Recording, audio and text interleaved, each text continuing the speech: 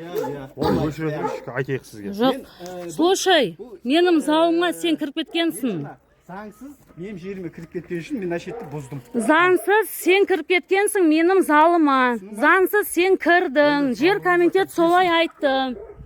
Ал сен үстіне мен штраф салам, соны бұзған үшін. Кеп сіздің қызметкерлер танисыз ба? Келді. Номері бар ма? Келді. Звондап шақырыңыз оны. Номері жоқ, енді наларға айтыпты ғой жер комитет бұза бер. Енді соны шақырсаңшы. Мен қашқа шақырдым, танымаймын. Бол шақыртсың өзі. Болмаса мен арыз жазам, құрып береді қайтадан. Мен арыз жазам.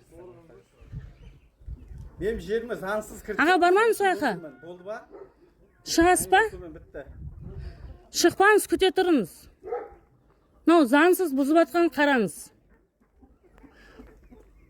Бұл заңсыз. Бұл жер комитет маған келіп ештеңке айтқан жоқ.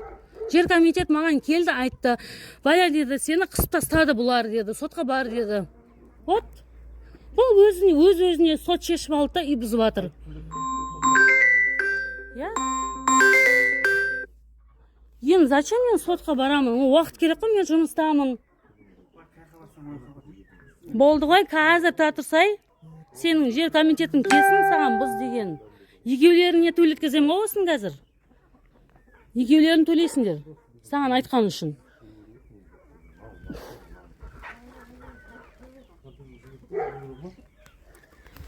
Мен